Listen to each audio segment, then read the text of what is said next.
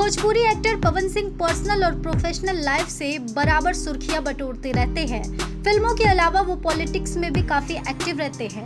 हाल ही में पवन सिंह ने लोकसभा चुनाव 2024 में बिहार के काराकाट सीट से निर्दलीय उम्मीदवार के तौर पर चुनावी मैदान में उतरे थे।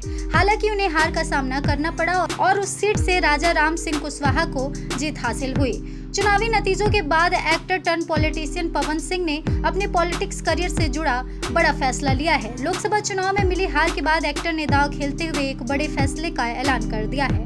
भोजपुरी स्टार पवन सिंह लोकसभा चुनाव के दौरान जनता से मिले प्यार और समर्थन के आभारी हैं और चुनावी हार मिलने के बाद उन्होंने जनता को ये संकेत दिया है कि वो आगे भी लोगों के लिए काम करते रहेंगे।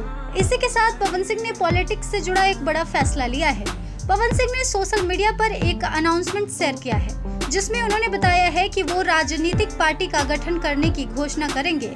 सामने आई रिपोर्ट्स के मुताबिक बताया जा रहा है कि एक्टर अपनी पार्टी का नाम सर्व समाज पार्टी रखेंगे, जो साल 2025 में विधानसभा की सभी सीटों पर चुनाव लड़ेगी। इसके अलावा बताया गया है कि पवन सिंह पूरे बिहार में आशीर्वाद रैली निकालने की तैयारी में जुटे हैं।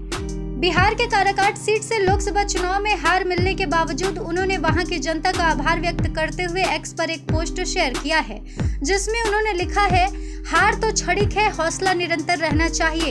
हम तो वो हैं जो विजय पर भी गर्व नहीं करते और हार पर खेद और शोक नहीं करते।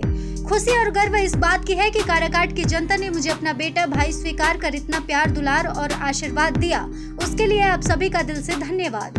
आपको बता दें कि चुनावी हार के बाद से लोग ये कयास लगा रहे हैं कि पवन सिंह राजनीति से संन्यास ले लेंगे।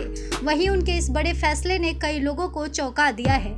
आपको बता दें कि लोकसभा चुनाव के बाद विधानसभा चुनाव में पवन सिंह हो सके तो जमकर हिस्सा ले और हो सकता है कि इस बार पवन सिंह जीत भी जाए। बहरहाल इस खबर में बस इतना ही। आपको इस पर क्या कुछ कहना है कमेंट सेक्शन में जरूर बताएं और इस तरह के तमाम अपडेट्स से जुड़े रहने के लिए करारा न्यूज़ डे एंड नाइट को सब्सक्राइब करना ना भूलें।